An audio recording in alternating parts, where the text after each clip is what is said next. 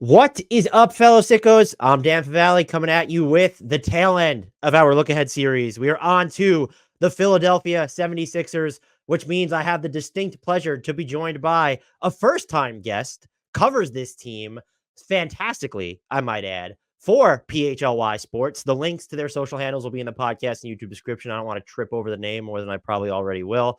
You can also find his Twitter handle in the podcast and YouTube description, Mr. Kyle Neubeck. Thank you so much for joining me. How the heck are you doing? I'm doing well. I thankfully, unlike the Sixers, made it through the preseason unscathed. So I'm knock on wood, I guess. There's one more game tomorrow night as we're talking here on Thursday. But doing good. I'm ready for another season where inevitably it will end in the second round, but we'll pretend it won't for another 6 months or so, I would guess. That's where we have to start. Is why is the Paul George addition a bust already, Kyle? Seems like that might be a sentiment that's floating around Sixers social media. We have some people who have been in our chat on our show essentially declaring victory that they never should have signed this guy. Look, it's already happened because of a very minor preseason injury, which is it's very online fandom in general, but definitely very Philadelphia to be declaring a victor or a loser in mid-October. But I'm a little more optimistic on Paul George, as I'm sure we'll get into over the course of this show. There does seem to be a type of fandom. Like there's so many different subsets, but there's one where I think people just want to be right. And so if your initial impression was the Sixers shouldn't sign Paul George, this is validation for that he's going to miss a week or two or whatever it ends up being. Yeah, I mean, listen, as someone who loves being right himself, I understand the inclination to say, hey, look at me. I was first on this type of thing. But normally I would wait until at least the games start to matter. And, if there was obviously we're not, knock on wood, we're not rooting for any injuries, let alone serious injuries. But I would say wait until Paul actually misses a meaningful game before anyone has some strong takes on it. So that's where I wanted to start is what's the level of concern? And I guess we should just start with Paul George, since you already kind of said that it doesn't seem like there should be a 5-alarm fire here. There's no real concern about this. Is like, maybe if this was the playoffs, things would be a little bit more expedited. This is more, you view it as preseason precaution than anything else. Yeah, I think they said when the Sixers released their statement, they'd give an update in a week and see where they're at. So they've at least left the door open on him playing opening night, which bone bruises are tricky, right? They can be a real lingering injury. There's levels of severity to it. And I think the fact that they haven't said, hey, he's not playing night one or he's not playing opening week or whatever, like pushing it out weeks at a time, I think that suggests that it's a pretty minor one and they escaped about as well as they could, given how gnarly it kind of looked in the moment. But look, he's a 34-year-old where I'm sure he's not healing as quickly anymore. I'm exactly the same age as Paul, so I can say that without looking down on him for that. As a 35-year-old, who some people think Paul George is 35. That seems to be a sentiment that's floating around too. I can confirm. I've gotten some he's 36 ones this summer too. So it's like every time something bad happens, he's 38 years old. It's just every time. He's going to be 47 by the end of the season. It's crazy. But yeah, so I would say minimal concern on him. And Embiid is the interesting one, I think, right? And so like that, that never dissipates. It's always, we could go 4 straight months of he has immaculate health. He plays every game. And everyone always feels like the trapdoor is in front of you somewhere. It's just a matter of where it is. I would say the fan base is more freaked out about him because I think after seeing him at the Olympics this summer and had some moments, but certainly did not look his best physically during that run. And then not knowing that he's not playing a lot of 5-on-5, if at all, for most of the preseason. He's not playing in any of their games. There's like, oh, are the Sixers hiding something sort of deal? But Nick Nurse came out and said, I want to say it was Monday or sometime earlier this week, that he's on schedule for what they're doing and how they're managing him. So, I mean, unless they're just straight up lying and he had some kind of setback we don't know about, always possible, but I would say it's more unlikely. Then I think this is just kind of the new normal for Joel. I've talked with people around the team who they referred to him kind of like the quarterback in training camp where they put the red jersey on him and say like nobody's touching this guy, and then we'll wait. Everybody goes to sleep, and we'll wake up day one of the season, and that's when it all starts. But yeah, I mean, concern for sure, because if they're not healthy, nothing matters, especially in Joel's case. But it does seem like it's going to be a bit of a paradigm shift with how they manage him throughout the season. And for me, I think that's where I don't know if it's concern, but the difficulty reconciling it all comes in is that it feels like just a lot is being thrown at us at once. That he's probably going to still wear a knee brace. He's not going to play back to backs. He lost a bunch of weight, 20 plus pounds or whatever it is. How does that factor in? Does it make him better, leaner? Does it impact his physicality at all?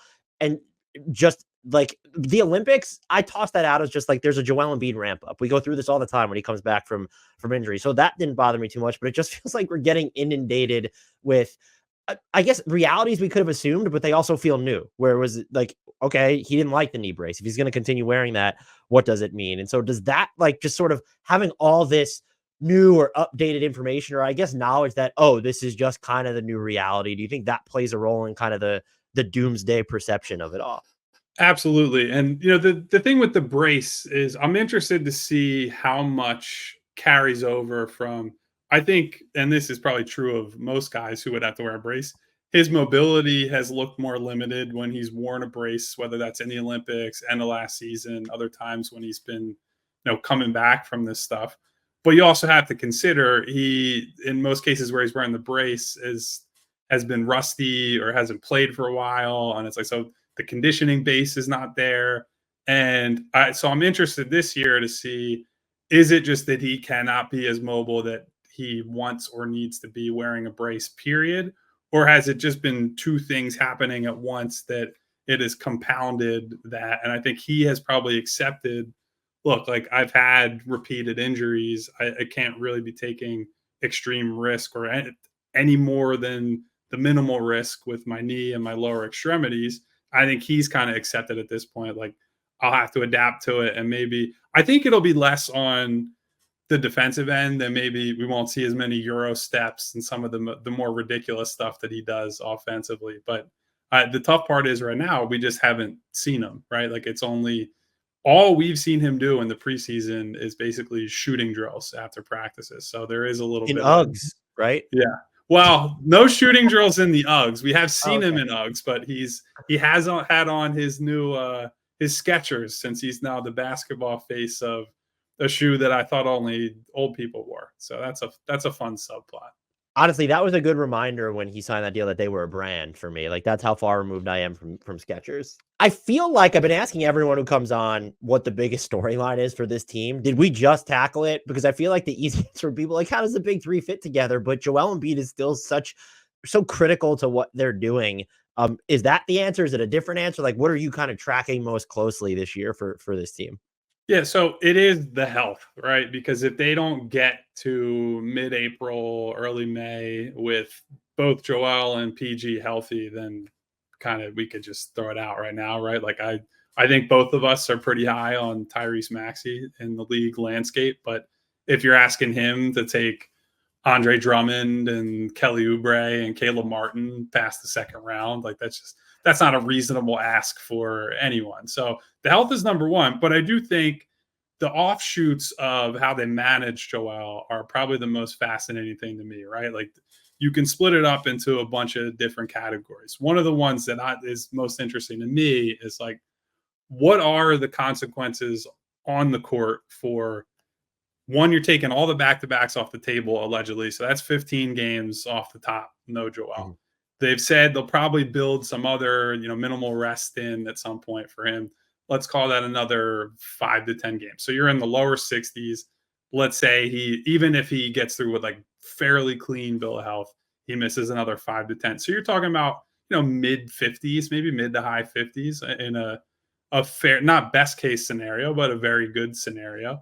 And with Maxey ascending and Paul George probably going to get some time off himself, what is the identity of this team? And does Maxey become the guy for long stretches of the season? And so more importantly to me, when you get to the playoffs, what is your identity? Because I think we see every year, most of the teams that are playoff resilient, that make it to, conference finals, have had the supporting cast and the stars mostly, if not all, healthy the whole year.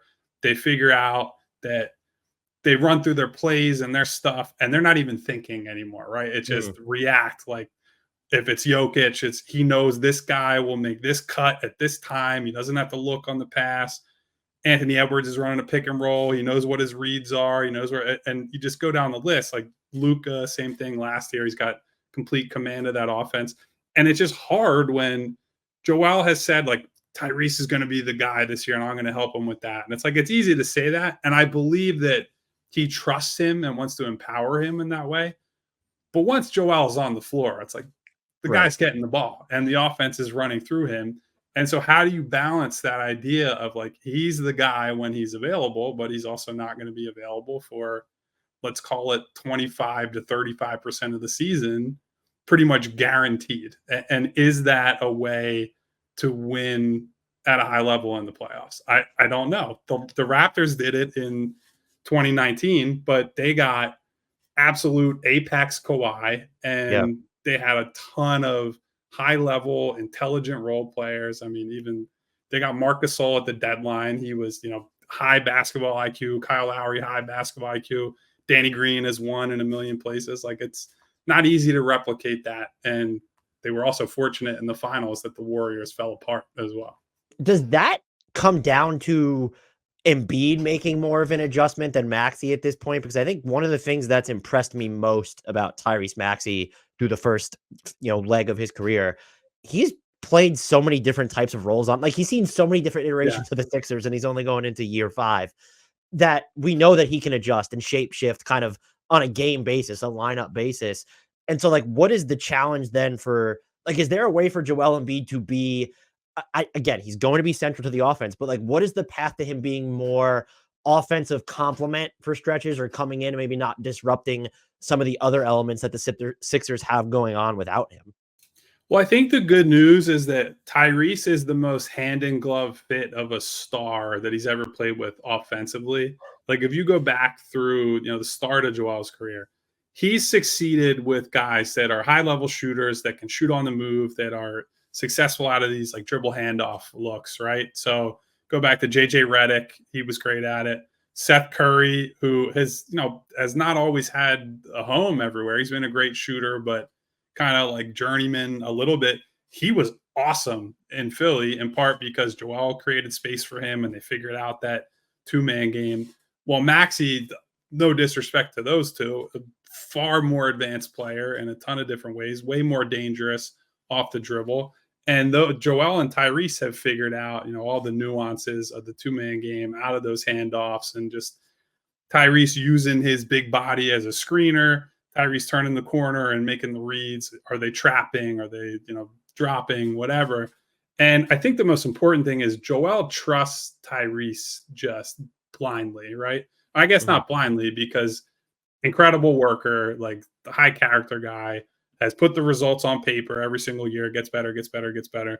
And I think you saw in that Knicks series, game 5 in the Garden where Maxey went for like 47.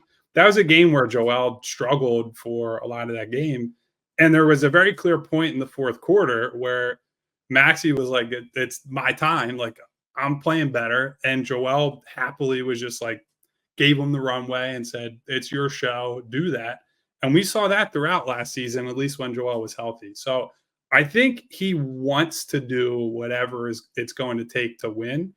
There will certainly be moments where Joel thinks like, I have the matchup, I'm the guy, whatever.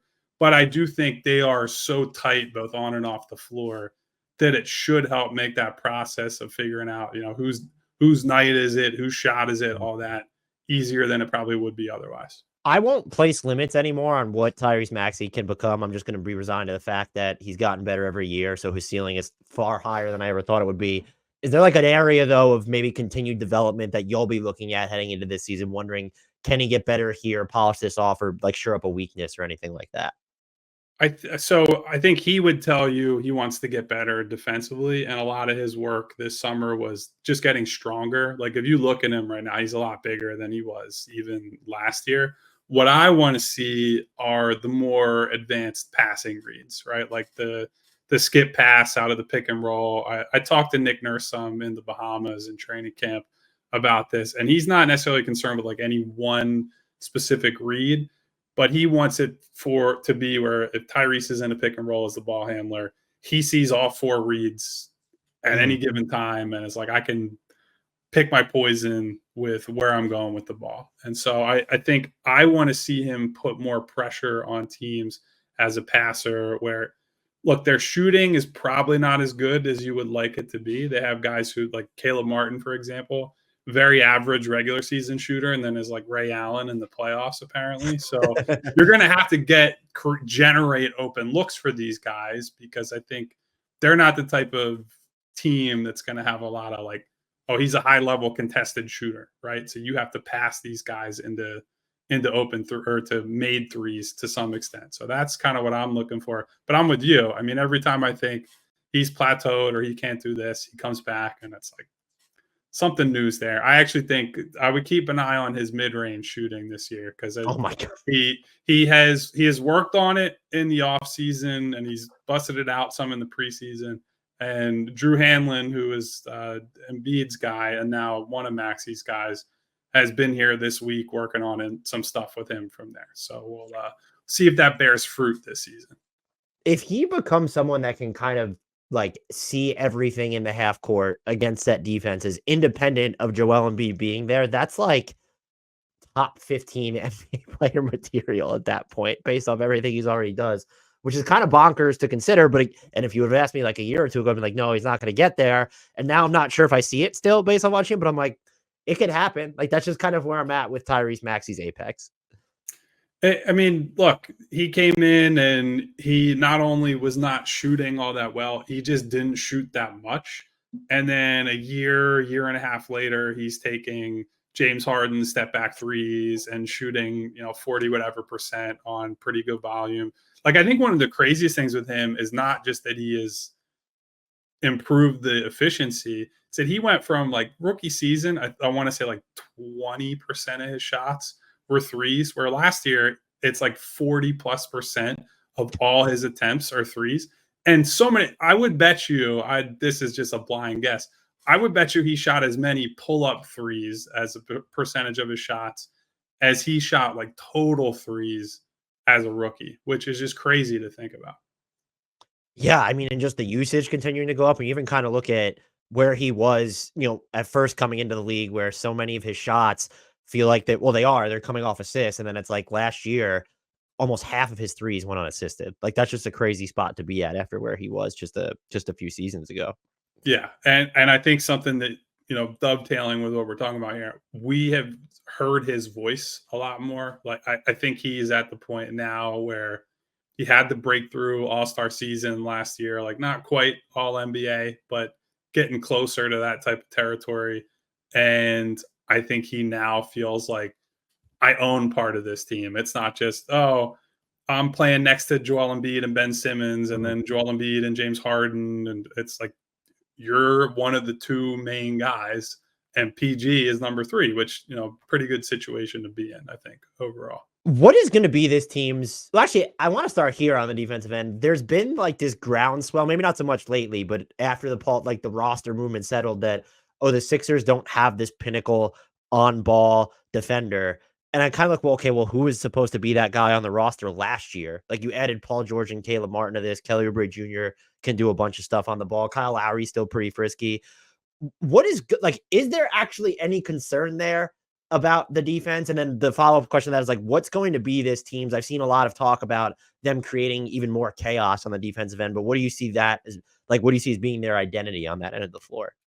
Yeah, so I'm not really concerned about, I mean, you correct me if I'm wrong, I don't think there are lots of like, this guy is a shutdown defender guys in the league, right? Like, I think we probably They're say guilty like, of not having like Lou Dort or Herb Jones. yeah, or like Drew Holiday or whoever it might be, that you just put that guy on someone and they're in jail. Like, that archetype is not super common. So I think, to answer your question, I think the strength of the defense is just going to be, they now have Joel Embiid, who's incredible rim protector, has weaknesses as like a switch guy in the playoffs, and those are meaningful.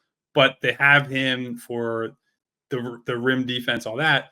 And now they've surrounded him with 3 credible playoff wings, which they basically have never done. He has never played with basically any combination of wings that are like real guys, like real playoff players. And so, I mean, we've seen it in the preseason. Eric Gordon has started a couple games here, and we'll see if that ends up tracking in the regular season. But it has allowed them to. Caleb Martin will come in with the bench. And so Caleb comes in and is playing like really aggressive, playing the passing lanes. I think you see it all times, even with Andre Drummond out there. They're funneling guys toward the middle of the floor, and PG's pinching over from the wing. Kelly Oubre's pinching over. It's just like a lot of arms and hands and getting hands on balls. Like, not to read into preseason results too hard, as you and I were talking about before the show started, but I think Atlanta the other night, which was like close to a real game, shot like 37% from the field and just looked like they had no prayer to score most of the game. So I don't think they're going to surpass like Boston, and I would still say Minnesota with Gobert and some of their wing guys. They're going to be up there as well. But I think this team absolutely has like top 3 to 5 defensive ceiling. It'll be more about, when Joel's not out there, how good are they with, Drummond and maybe Yabusele playing center minutes, which that's a whole different discussion.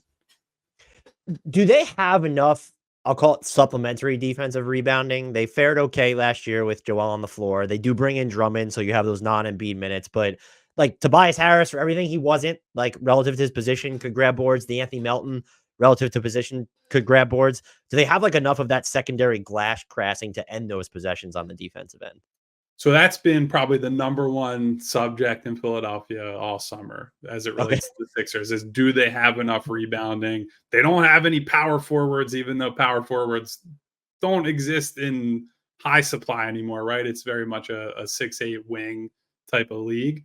And our thesis on our show has been, you're going to see if Joel isn't having to contest every shot at the rim all the time, if Kelly and Paul and Caleb can at least like guard the yard, so to speak, if that will help free Joel up for better attentiveness, better positioning, all that on the glass. Because I mean, he puts up good rebounding numbers, and he certainly has stretches where he's a very good rebounder.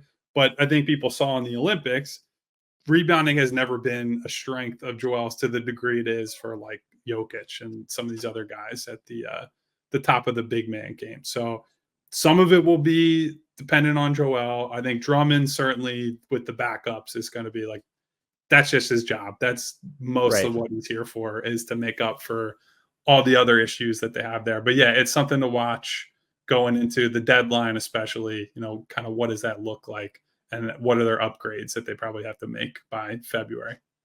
And how do you make, you were mentioning Embiid's limitations before, but you also mentioned how some of the personnel now that can help him be in position for rebounds. How does that kind of impact, though, what they look like with Joel Embiid going up against what feels like an increasing number of teams who are playing 5 out, where, we see Boston has done it. The Knicks are attempting to do maybe 4.5 out, depending on how you feel about Josh Hart and Deuce McBride. And I think you could probably even make that case that Milwaukee, depending on how you feel about Giannis, just because they have Brook there. How do you feel about how this team matches up against not even those specific opponents, but those types of offensive models defensively? Well, so to your point, I do think it's going to depend on the specific opponent, right? Like, I think I do not feel good about the Boston one, because that is a true, like, you can't leave any of those guys really. That their top, I don't know, 7 or 8 can all probably shoot at like a credible enough level that you have to defend them out there. So what they've done in the past across, multiple coaching staffs and multiple rosters is, if teams try to spread them out, a lot of times Joel will be the roamer and he'll defend, whoever the worst shooter is on the team. So 2019, they played Toronto in the playoffs, and that's early Pascal Siakam, right? Where he basically could only shoot corner threes. So all they did was they had Tobias Harris guard Gasol in the mid to high post, and then Joel's the roamer. And that worked for a lot of that series. Defensively, they were really, really good. And I think you'll probably see a repeat of that against a team like the Knicks, where you stick a wing on Karl Anthony Towns. I don't think they're especially concerned about hey, Carl's going to like post up Caleb Martin or Kelly Oubre the whole Right. game. And I think they probably just dare Josh Hart to shoot.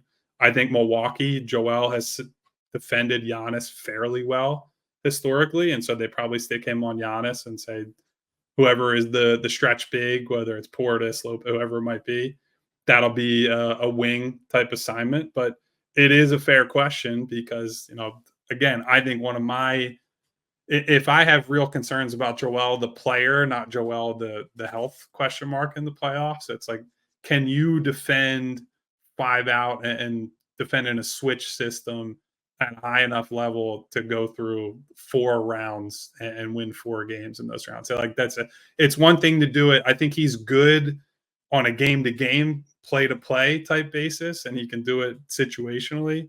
But once you start asking him, we saw it in Game 7 in Boston in 22. Tatum was just waving him over, and he's crossing Joel up and hitting jumpers over him over and over again. So that's something to watch for sure. Yeah, you talking about that made me think too that a lot of the times 5 out, what's special about Boston is all 5 of those guys can put you in rotation if they're not taking those threes. And I'm trying to think of another team in the league that would come close to mirroring that. Oklahoma City for sure, but they're not in the same conference. Maybe the Knicks, but like OG and Karl Anthony Towns even aren't necessarily dudes that are going to do that. So not that that nullifies the importance of that question, but the one you were talking, the more I'm thinking about it, like maybe this is a problem that's being just a little bit, yeah, if it runs through Boston, that's certainly, but I'm wondering if it's a problem that might be a little bit overblown relative to what some of these 5 out models actually look like in practice. Yeah, look, I think I'm sure I don't know if you're fully on the Boston corner, but I mean in the East especially, I think they're very clearly the best team coming into the year, and someone is going to have to put together like an incredible regular season to move me off of that.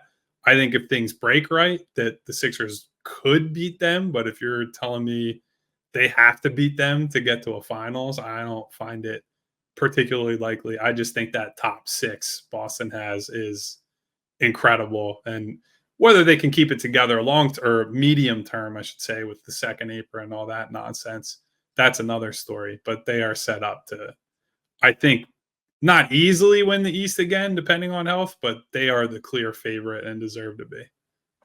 This kind of steps on the, well, definitely steps on the toes of the cookie cutter lightning round rotation question I ask, but well, like, what's going to be the deal with their starting 5? Is it going to be something that's fluid? I initially came into this thinking that Martin would just be penciled into there, but now it kind of seems like that actually won't be the case. How do you see that shaking out, and what are the merits to what Nick Nurse might be thinking? So, couple things going on. Like, I think Martin, if I had to guess, will start more games than he doesn't, but we have seen Eric Gordon start, and I think there's the logic behind it is on a couple fronts, right? So, as much shooting as you can put around Joel Embiid is always good. And Gordon, for whatever his weaknesses are at this stage of his career, not only is a good catch and shoot guy, but he's like a 30 plus foot catch and shoot guy, like comfortable being a deep Yeah. shooter. And when every foot or every inch of space for Joel is valuable, that's the sort of thing that's like hard to quantify how much he would help on that front. I think the other thing is at least short term, and I would imagine because it's Nick Nurse and they go back a long way, that Lowry is going to play a pretty important role on this team coming off the bench. That Nurse has said he doesn't necessarily want Gordon and Lowry spending lots of time together. And so if Okay. Gordon is going to play, I think you would just say, well, he's probably going to start and he gets his, 5 to 7 minutes to open the game. Lowry comes in, Caleb comes in, and Caleb also coming in at that time allows you, or even if it's Oubre, whoever it might be, allows you to still have that sturdy wing defense, depending how you sub it otherwise. And so it's definitely something to watch. I think they'll go through several iterations of whatever this lineup's going to look like. And Nurse has been pretty transparent that he doesn't feel that they're going to have just like one night to night. This is how we start it, and that's that. It's ended discussion. What type of role is like Yabusele going to have on it? Is like that more of a night, like a matchup dependent thing, or is this just someone we're penciling in for regular rotation minutes each night at this point? I think he's the guy that is the hardest to get a read on because Joel has not played. Because with Embiid out the whole preseason, his minutes have been 95% as a center. And Mhm. that was not what I was expecting coming in. I didn't know if he'd play center at all. I thought maybe, hey, that's a gadget look that they'd go to every once in a while, but that has been, the vast majority of his minutes. We've seen from time to time him play with Drummond. I don't think we've seen him play with Adem Bona, their second round pick yet, but uh, we don't really know what it looks like when Yabusele and Joel Embiid play together, which I think is probably a more natural. Joel can space the floor. Yabusele, the big question is like, is he going to hit shots? He shot well in the preseason, so in theory, you should be able to put him out there. And I think having a bruiser type like him next to Joel is definitely going to be helpful in certain situations. But yeah, I don't have a ton of feel for what his role is in there, like the Joel Embiid version of the rotation. I think when Joel's out, we have a good understanding. Like he will be Andre Drummond's primary backup, and maybe there's some overlap there depending on the opponent and I guess how well Yabusele might be shooting on a given night. Do you have any early impressions of some of just the younger newcomers? Jared McCain, who seems like he's doing fine. He went through concussion protocol. Hopefully he's doing all right after that. But what are kind of your early impressions of him? Yeah, so we found out he has a like bruised lungs, which normally is Sounds like a painful. car accident type of injury, which is classic Sixers that we've had Zaire Smith almost die from a sesame allergy. Now we have a guy suffering a bruised lung in a preseason game. It's never a dull moment. Jared McCain has looked pretty good in the preseason, definitely better than he did in summer league, which that environment is too hard to tell basically anything from. Has shot the ball reasonably well. He had a tough game prior to the injury last night, but I think again, it's another guy that I want to see him play next to Joel Embiid because his weaknesses are more as you're the point of attack leader. You have to manage the game, you have to create off the dribble, you have to do all these things. You don't necessarily need those things when Joel is on the floor because he's sort of the center of the world and the offense with these Mhm. backup units, especially. And so, someone like McCain who can relocate and is really comfortable as a quick catch and shoot guy is a natural guard fit with him. But we haven't seen him play a single minute alongside Joel, so that's been hard to tell. But he has gotten really strong reviews from coaches, players. I know down in the Bahamas, he was talking a lot of trash behind closed doors, is what I heard from members of the coaching staff and some of the other players. So came in with all the Duke bluster, I guess. Bona hasn't really shown a whole lot. I think he's pretty raw. Everyone loves his energy, his competitiveness, all that, but he's a very stereotypical young big where he fouls everyone and jumps at everything. And so he's going to spend some time in Delaware at their G League affiliate this year. The one guy who has been a pleasant surprise among their two-way guys is Justin Edwards, who Philly kid who was highly, highly recruited. I think he was at one point at least the number one player in that class. Goes to Kentucky, had a really bad freshman season, and had low expectations for him. He had a pretty poor summer league, stick around, and he's been really solid as like a 3-and-D off-ball forward wing in the preseason. I don't think he's going to get any time, at least in the first half of the year, but someone as like a long-term project at 19 that in the last couple of weeks I've seen a lot more from than I expected. So not in the we're not going to see any of Justin Edwards unless you're watching the G League for a while, but someone to keep an eye on moving forward, I think. Are there any kind of like not even fringe roster players, but fringe rotation players that are like, is it a like what is Reggie Jackson going to do on this team? Does KJ Martin get some minutes here? Like, are there any kind of just like fringe rotation spots that you're keeping an eye on? So I was a big Ricky Council guy last year. He has had a disappointing preseason. And I think on the other hand, KJ Martin has had a solid, if not very good preseason. Like last night, he probably had like 3 lob finishes in one half. And I think the trick with him is that he's always been this crazy athlete, right? Like I'm sure you, as well as I did, grew up watching his dad, who was a just Yeah. monster athlete. And that's all KJ has been at times. It's been trying to figure out, what do you do with that athleticism? Because he's his dad, but he's 6'4", 6'5", where his dad was like a true 6'10" forward, big type guy.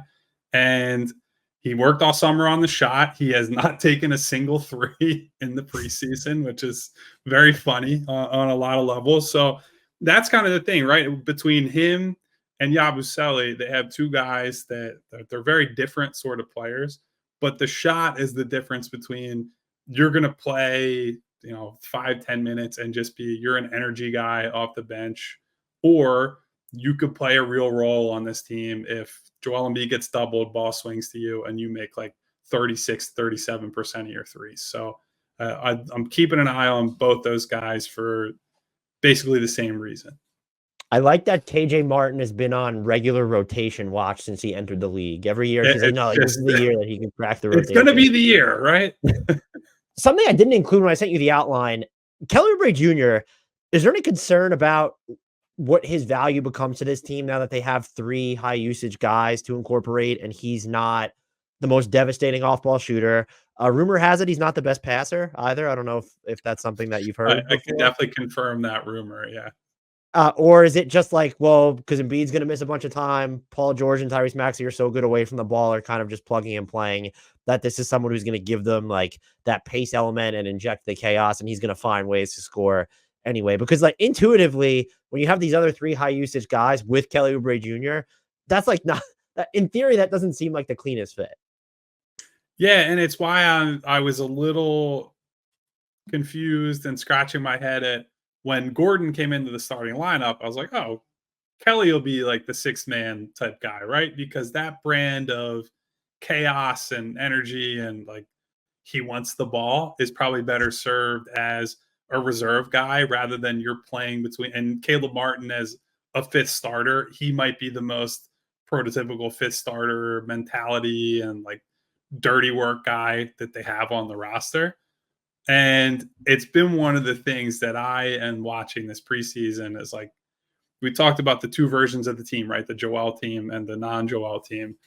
I am a little concerned that with the non-Joel team, Kelly is going to be like, oh, it's Kelly Oubre time, right? And he gets into like, he's taking more of those contested threes and he's trying to do a little too much and not passing the ball. I would say he was a pleasant surprise last season.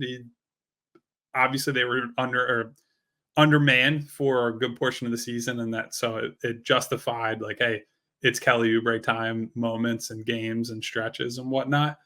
I'm a little worried, yes, about is he going to kind of fit with all these guys, but he really likes Nick Nurse, and if he's back here and sees the landscape, I don't know, I think he probably has enough self-awareness to be like, I have to buy in and do the little things. Because he did, to his credit, on top of doing like typical Kelly Oubre stuff, I thought he bought in a lot more on, off-ball attentiveness defensively, being just like a cutter off of Joel and doing stuff without the ball in his hands on offense. That's the stuff that's held him back. I think it's never been that he's had a lack of talent. It's that the things that he needs to do to get minutes, he's always kind of looked at as like, somebody else will do it. So hopefully that holds this year. I would imagine last summer, like leading into last season, the contract he ended up signing after averaging 20 points or whatever it was, like that had to be kind of a wake-up call for him. And also realizing, just as the most recent example, a guy like KCP gets paid because he's just like a glue connective guy for these really good teams. And if you can fit into the larger context of a title contender, that might be the best way to get maybe not caps lock paid, but a deal that spans longer than a 1+1 at this point. Yeah, and so now he's on a decent deal, but to your point, it's a 1+1 player option where he's getting decent money, but he's not getting probably what he would ideally want. So it's it's, you never know with Kelly. He is a free spirit in so many ways, and I I was pretty wrong on how his season would play out. I thought that he was at the end of his rope, and it was just going to be he goes out playing exactly like Kelly Oubre has played his whole career. And I give him a lot of credit for how he remodeled himself a little bit last year. We'll see if that's a trend or just a one off. Just to sometimes guys when they're really under the heat like that, everything changes. So who knows? You mentioned KJ Martin as someone who could potentially be in the rotation, but he's viewed mostly by fans, I think, around the league, maybe outside of Philly, as a human trade exception. We obviously have to see how the games play, how the games pan out, how healthy the players are. But how aggressive do you expect this team to be when they are looking around the trade market? Because they have first round picks to trade. They can still combine salaries so long as they're not taking back more money than they're sending out. Uh, does Daryl Morey have the license to one? I mean, there might be opportunities out there, but I guess it's a twofold question of one, do they think they need a significant piece? And then two, does Daryl Morey have the license to take on someone who might be making real money beyond this year when you're looking at having to pay Embiid, Maxey, Paul George moving forward? Yeah, I think knowing Daryl Morey's MO, I think if they can get someone they view as an impact guy at the deadline, they're going to do it. And I keep throwing around, I don't know who will actually be available, but the class of players that's like they're entering restricted free agency and their teams are kind of like look at them sideways, like the Kumingas. I'm watching like Trey Murphy in New Orleans, where he should be starting for them, and like half the league is looking at him, right? But like he's a guy who should be starting and has been pretty good, but CJ's there, and it's just a log jam with like everything that's going on. They can't figure out what they want to do. So guys like that are on right now low salaries that might get paid, but also could still like potentially grow with Maxey. I'm keeping an eye on those type of guys. But I think Daryl's going to do whatever he can do to increase their title odds, because I think they're pretty clear eyed on they have 2 years. And then after that, it's probably gravy. If you have like a third year of Paul George will be what? 36 going on 37 at that point. According to some of the commenters, Matt, it might be like 42 going on 45. So yeah, right. So I think they're pretty clear on, we have at least 2 years here, everyone's health permitting, and then we'll see after that. So I think they'll be aggressive. And frankly, based on, what's going on with Kawhi in LA, those Clippers picks that they own are pretty damn valuable. Now, I think they're probably overstated in value by some people, right? Because even though it's the Clippers and they're not the glamour team in LA, as well as I do, guys want to play in LA. So eventually, if they all fizzle out, they'll have no draft picks. But if you have open cap space and say to a few guys, hey, you want to come live and play in LA, and you don't have the pressure of playing for the Lakers, I think long term they'll still be like okay rather than disaster old Clippers bad, especially because Ballmer is just unmeasurably better owner than Sterling was. Also, Sixers fans should know how much players want to be in LA. Nick Batum went back after everyone thought he was going to retire. So the name that I have circled, and I want to be clear, I have it circled for so many teams because I'm worried about his playing time relative to how much talent they have. And I actually don't think he's someone his team should trade, but that's become my shtick, is everyone should trade for this player whose team should not actually trade him.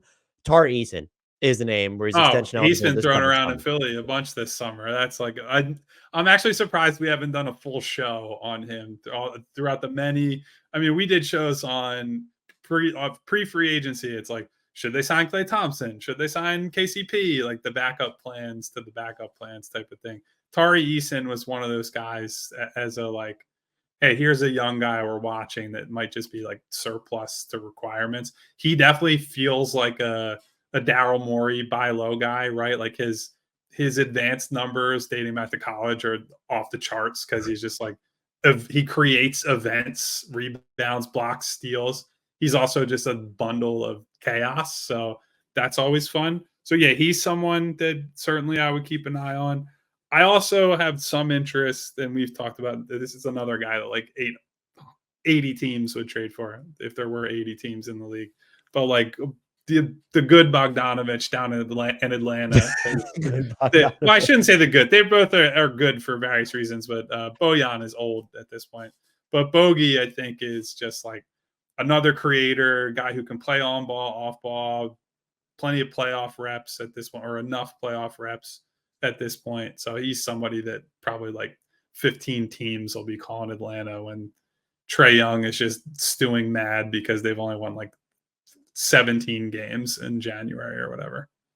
Yeah, I'm waiting for. We need the deep cuts of like Vit Krejci. Will probably pop up on the radar if he continues to defend well. Or I'd be a big Tumani Kamara guy, but I think Portland's officially more likely to trade Grant than him at this point. I'd like to be tagged when you inevitably record the Tari Eason specific show. I predict you're going to have one. I'll at least DM you about it. Yeah. How about that? So, are you ready to enter the cookie cutter lightning round portion of this podcast? Let's do it.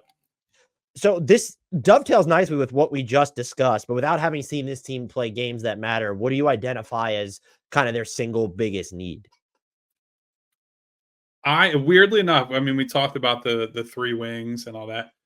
I think they have too many little guards on this roster. I just think they need to get bigger. I don't, whether that's on the wing, at forward, maybe even like a true. It sounds insane because they have, in theory, 4 bigs if you count Yabusele. They might need another one because I don't know. Drummond has a checkered playoff history. Yabusele asking him to play the 5 for anything other than like, you have to get by type of minutes, I'm skeptical of. And Bona, I just don't think is ready to play this year. So I would not be surprised if eventually they need a big, but size anywhere, right? Because we're already talking about, well, Eric Gordon might start because he can't play with Lowry. But if it's not Lowry, it's Reggie Jackson. And if it's not Reggie Jackson, it's Jared McCain. Like, I think the tallest guy out of those guys is 6'2", and none of them are great athletes. Lowry's 38. I think Reggie's 30, I want to say 33, something like that. 33, 34. 35. I need to look that up. He's always older. You can double check that for me, but either way, he's not a spring chicken anymore. He's Paul George. He's 34. 34. There, I made him younger. I Benjamin Buttoned him. But all those guys are like 6'1", 6'2", either older or in McCain's case, he just, he's completely unproven. And so you want to have, I would love just like a 2-guard, like a classic 2-guard guy who can shoot, play off the ball and defend like 2s and 3s. If I had trusted DeAnthony Melton's back whatsoever, he's a guy, and if they had been able to get him at a minimum or whatever, I think he was like a no doubt bring him back guy. But Golden State rolled the dice on him, and he already has a back issue in the preseason, it looks like. So that type of guy I have a lot of interest in. But it's hard to know until Joel Embiid plays. Like, it's the weirdest thing. We've gone through the whole preseason, and we have no idea what they look like playing off of the most unique player that they have. The idea of having to expend assets to get another big too is just it's we crazy. Have Joel Embiid. Yeah. But I can't remember who made this point. I was listening to a podcast where didn't it used to feel like you could just pick a big off the scrap heap and they could come in and just soak up some high leverage minutes for you. And now it's kind of not that way anymore because there are a lot of teams that can kind of be in the situation of like, oh, we just need like a big to eat up some minutes. And it's all right. Like, who was that? Mason Plumlee? Was it like Biyombo still floating around out there? It feels a lot harder to get. Like, I don't know how we got here or how long it took to get here. And I didn't even realize we got here, but we're here. Yeah. And look, it's doing it in the regular season versus the playoffs also much different, right? Like, I think Drummond for that innings eater type of role in the regular season, great. Drummond as a playoff guy has had a pretty checkered history because teams are now playing 5 out and the biggest guy is like a 6'8" guy who's like it could be like a Nick Batum, right? Like we saw the Clippers have a lot of success with those type of lineups in the playoffs, or like Dallas is like, hey, Maxi Kleber is the biggest guy on the floor in previous playoff runs. Maxi Kleber, Dorian Finney-Smith, like those type of guys next to one another. So that's kind of the thing. I mean, maybe it's Yabusele. Maybe he ends up in that type of, if they're playing smaller lineups, that he can do that. But that's a big ask for a guy who's been out of the NBA for quite a while now. Is there anything that we haven't talked about, player specific, team specific, stylistic weaknesses, concerns, strength, that's flying under the radar, you think, and deserves more shine? No, I mean, I think my it was a joke that turned into like, oh, this is kind of a serious thing. The whole thing about they just have too many guys that are shorter than me on the team because I'm like 6'3". That's been my Jeez, you're my thing huge. that I've been pounding the table for all off season. Like they just kept signing these guys. And like, look, Reggie Jackson as like the 14th guy, it doesn't really matter. Like that guy, if you're playing the 14th guy on the roster, you're probably in trouble anyway.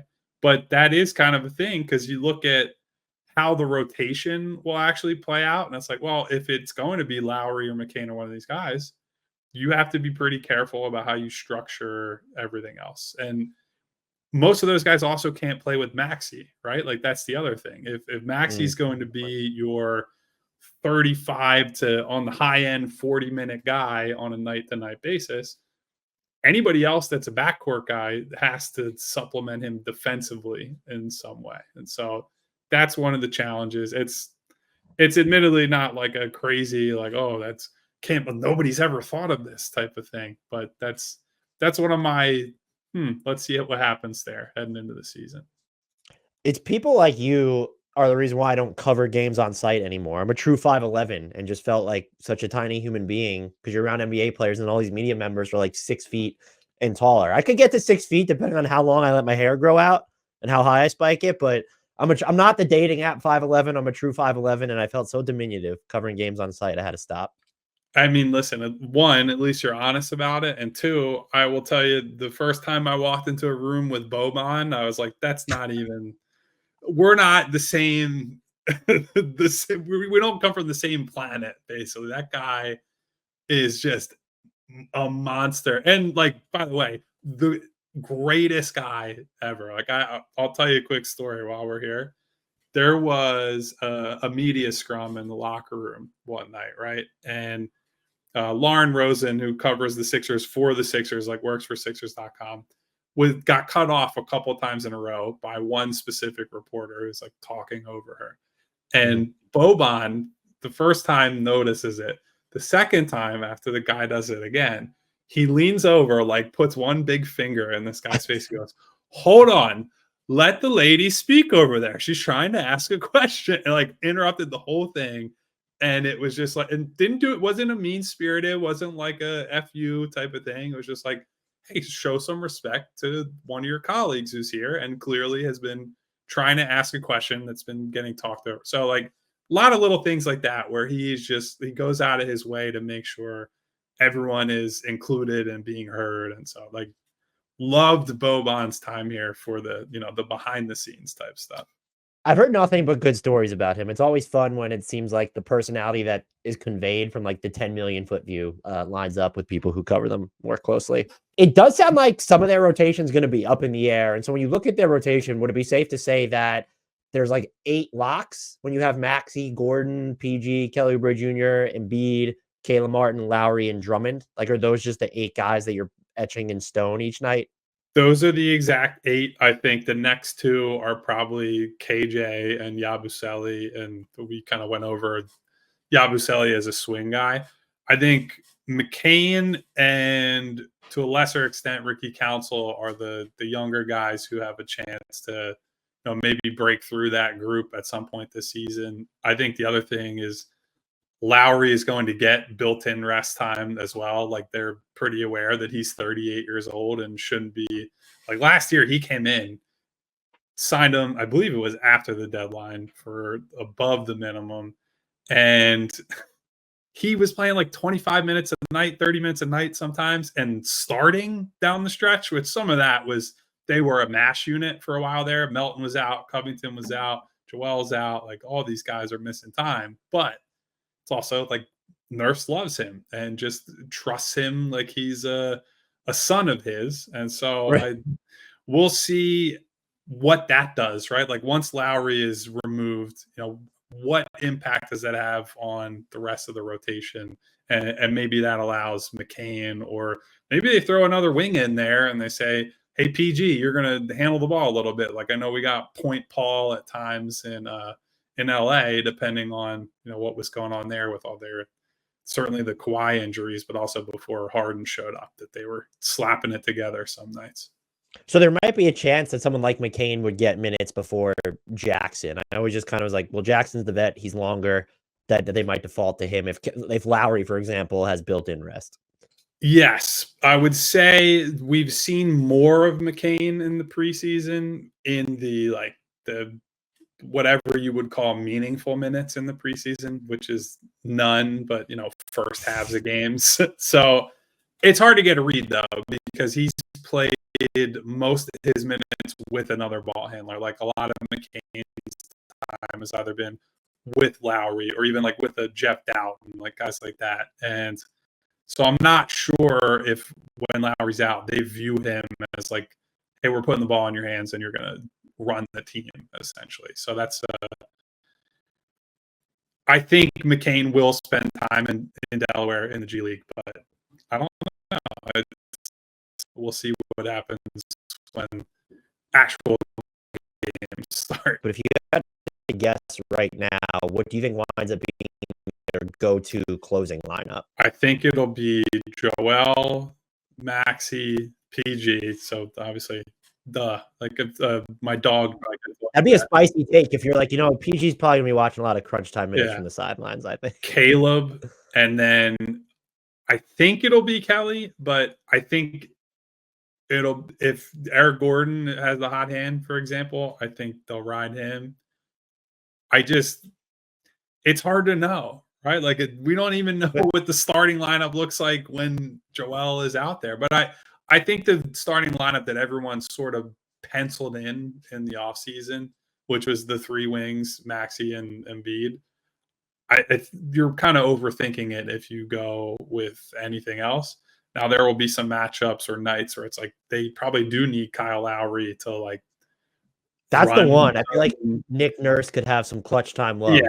For him. Yeah. I think he just trusts him so inherently that I would not be shocked if there are games where he just and look, like even at 38, and maybe especially at 38, he's just so smart that all the issues with like he's old and not as athletic and whatever, he can make up for a lot of them with just positioning and all the other stuff. So I would not be shocked if Lowry closes games, but I think at least to open the year, they're going to give the triple wing lineup as much runway as they can, because I think by the playoffs, it's going to be a lot harder to play Maxey and Lowry against, especially against Boston. Like I love Kyle Lowry, but when they have Derek White, Holiday, Brown, Tatum, and Porzingis out there, Lowry and Maxey are getting eaten alive on defense. Is there a weird, funky lineup you would like to see Nick Nurse roll out in a game that matters? Okay, I'm going to see how shocked you are by this.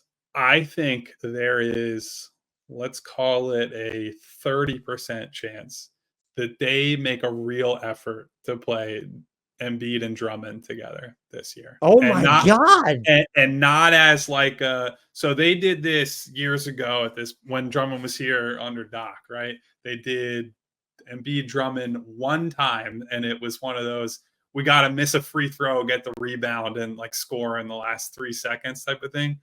I think they're going to try to play it this year, and as a lot more than just because Drummond's been shooting threes in the preseason. It's something he's worked on after every practice, before every game. He even made a three in the first preseason game against New Zealand. And we talked about the rebounding thing.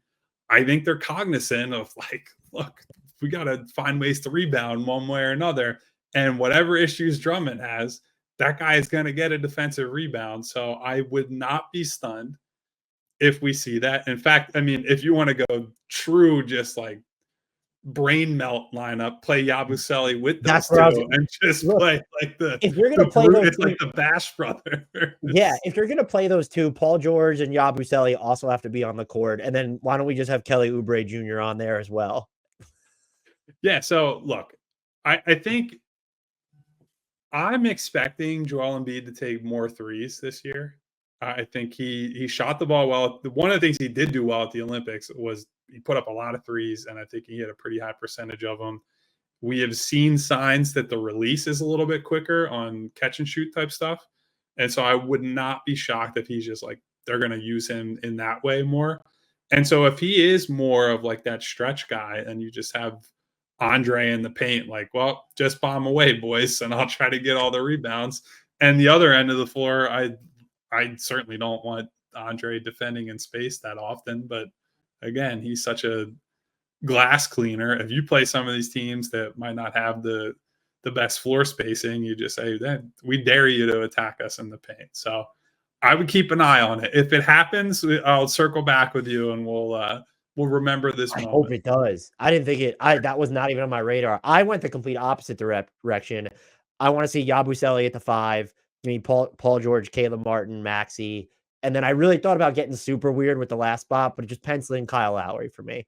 So you're small. We've already seen those lineups in the like. I think they will absolutely play those. Yeah. So Yabusele's played at the 5, and so I want to say the game in Atlanta Monday. It was Yabusele, Caleb Martin, Lowry, PG, and maybe KJ Martin, if I remember correctly. So like you're most of the way there, and they actually looked pretty damn good. Like Caleb and Yabusele came in and they were getting stops and running the other way. So I think you will get, especially on the nights that Joel doesn't play, I think you'll get a healthy portion of that.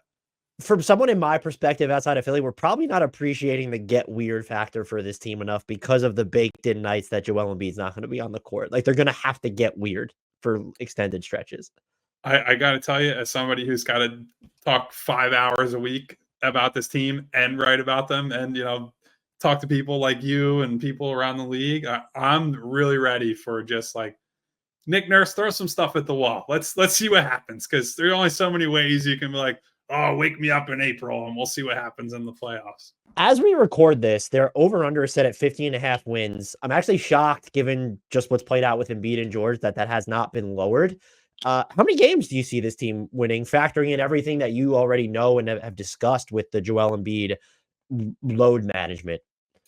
I think if they have good health luck, which, I'm just going to laugh at like the concept of the Sixers having good health luck, they could pretty easily win mid 50s. Like I think they're that talented. It's just a matter of like, can they actually keep Joel healthy throughout this year? And do you give away too much by like, hey, we're just not playing them in any back-to-backs? And are they good enough with Tyrese and Paul to shoulder the load, so to speak, to win a lot of those games? So I would say realistically low 50s. Like I think 50.5 is a good number based on what we know about the plan for Joel. Paul coming into the year already having his first bone bruise of the season. I would take the over on that, but I think they genuinely could get to like the high 50s if things broke right. So I would settle somewhere like 53, 54. I think is like not crazy territory that is reachable with decent luck. When we did our win projections, I went 51 for them. Okay. So I guess I mean that's right in the same ballpark. The number I'm going to be looking at is how many games are Paul George, Tyrese Maxey, and Joel Embiid playing in together? Because if Paul George is getting baked in rest, or I know it's never the same injury, although he's had some weird shoulder stuff. Paul George has missed like an average of 20 or 25 games over the past half decade per year. But like, so if you're just baking in rest and absences for him, I'm assuming the planned rest will not happen on nights in which Joel Embiid isn't playing. So like, what does the final number of games, like, do these three play in 45 games together? Is that too ambitious? That's the number that I think I'm going to be laser focused on this year. Yeah, and so here's the other thing. Like Joel has said what he said about him not playing back-to-backs. The team can say, we're doing this, we're doing that. One of my big questions, and maybe we could have talked about this earlier, is do the actions line up with the rhetoric, right? And when we get to, let's say it's late December or mid-December, right? We got there last year. Joel had not said the same things, but was like, I won MVP. All that matters is a title, whatever. And then he is just on an unbelievable heater. Like they were destroying teams. Like granted, their schedule was pretty easy, but they're winning basically every game in 3 quarters for like a month straight. He's putting up like Wilt Chamberlain scoring Yeah. numbers. And if they end up in mid to late December and Joel's, the best player in the league on like current performance, are you going to go to him the next back to back and be like, you're just not playing? Like your body is fine. All our tests say like there's no risk or whatever. It's just about we have this plan. Like, will they actually stick to that? Like, that's another subplot in all this. You can say, I don't care about this, I don't care about that. And I believe Joel. Like, I think he does care about winning a championship above all else. He's But he's also also a competitor, right? Like yeah. you don't get to the level these guys get to by being like, yeah, I don't really feel like playing, and like, yeah, whatever. I don't need to play these games, and I don't care about this award or All-Star or All-NBA or whatever it is. Like, it's human nature for a high-level competitor like that to say, no, screw that. I don't care what the medical people say. I Yeah. want to play. I want to dominate these guys. The reason I'm inclined, I normally just doubt anything that players or executives say. It like inherently, like the whole, oh, this is the year that the offense is going to run through Anthony Davis instead of Right. LeBron. Of course. But Joel, relative to other players, has been pretty open about when he wants to win the MVP. And so the fact that he then is saying this makes me think like, oh, this is for real. But to your point, I do think that could obviously shift if he's feeling well. And that maybe his, can load management be done in games because they are winning by so much that he's not averaging 34, 35 minutes. He's more at like 30 or 31. So that will be something to watch and something that, the more games he plays, the better they're going to be. That's not rocket science. That's not novel because he is that dominant. So I didn't even frame it. I took it at his word because of how open he's been about wanting all these other individual honors in the past. And I'm saying I take him at his word in the sense that I think he and the organization are going into the year saying, I'm not doing these, and our goal is at the end of the road past all of this. I just think it's a very different thing to say in October, I'm not playing back to backs and I don't care about this. And then you get to January. It's funny. I'm pretty sure the game in Denver, which I know has become this huge talking point, is a third game in 4 nights scenario. And that's like the most obvious, like, don't play him. If you're just going by, this is how we manage you, playing your third game in 4 nights at altitude is the most easy, just like, of course you don't play that game. So that's Right. one that we're going to, going into it, be like, is he going to play? Is he not going to play? And I would imagine there'll be some heated discussions about that. So it's the practical reality of how the season plays out versus everyone's best laid intentions, I think, is what we're talking about here. Kyle, is there anything we have not discussed, I haven't asked you about, that you think needs to be touched upon before I let you skedaddle? I don't think so. So I would say this. I have been, relative to the general internet, been like a big Joel Embiid defender for, various reasons, for health, some of the supporting cast, all that. I think this is undoubtedly the best team that he's had top to bottom. Like I think in 2019 with Butler and those guys, they had the best top 6. But this is the year that I think is like everything's on the table. You got to go get it done, right? Like I think they can't get out of the second round stuff is like I don't really care about that. I think it's not winning a title is what matters, and I think that's how the organization looks at it. But I think this is the year there needs to be some form of real progress, right? Like you can make all the excuses you want. At some point, you have to beat a real team in the playoffs. Like there has not been. You can't look at a series and be like, well, that's the signature win that they've had in Joel Embiid's career. And so got to keep him healthy and can't blame him if he has another injury and it's just like dragging around out there or whatever. But it's time for progress. Like I think everyone's been around here has been relatively fair to him, despite the national dialogue has gotten crazy on him at this point. But now I do think we're approaching like it's put up or shut up time. So that to me is very exciting. Like I love the idea of like you're under pressure, you're under the microscope. Like how do you respond to that? Whether that's in sports or anywhere else. But it'll make for a very interesting, because look, like PG has been all over the place as a playoff guy, right? He's had some runs like that 21 run in LA where, you know, Kawhi goes down and he was still incredible in that Sun series that they lost. And then he's had the, you know, the playoff P complimentary and playoff P derogatory type of thing going on. So it's a team that could go any which way by the end of the year. And I'm really excited for this to get going. Is there, could have asked you this at the top, is there even more pressure on Joel Embiid? Because it does seem that a lot of people view some of the injury problems, I don't know if as preventable, but as a symptom of this guy doesn't stay in shape or didn't take good enough care of his body for such a large portion of his career.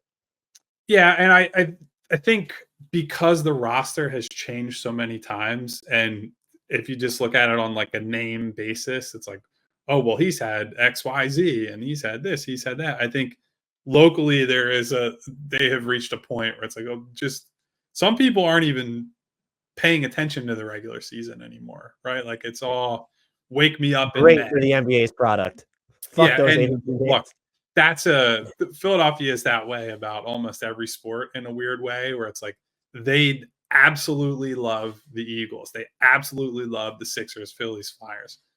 A lot of them do not watch the leagues other than it's like they ride or die, and they could tell you the ins and outs of every single player, their spouses, their high school they went to. And then you talk about another team and it's like, I don't care about that guy or that team. So it's funny, right? And so I do think there is a contingent at this point, and rightfully so. They've been a frustrating team to follow who doesn't really care about this season despite the offseason. But I do think they're probably outweighed by, there is a lot of excitement locally about this team just to see what the hell it looks like with Paul George in town. Kyle, thank you for giving me so much of your time and your insight. Are you able just to tell our listeners, watchers, if they're on YouTube, where they could find you and all the great work that you do? Yes, sir. So my written work is at allphly.com. All our shows, I'm on the PHLY Sixers podcast. We live stream on YouTube 5 days a week, pregame, postgame, and then 3:00 p.m. Eastern on the non-game days. That's at PHLY Sports on YouTube. You can find us on, your various podcast platforms, Spotify, Apple, all that.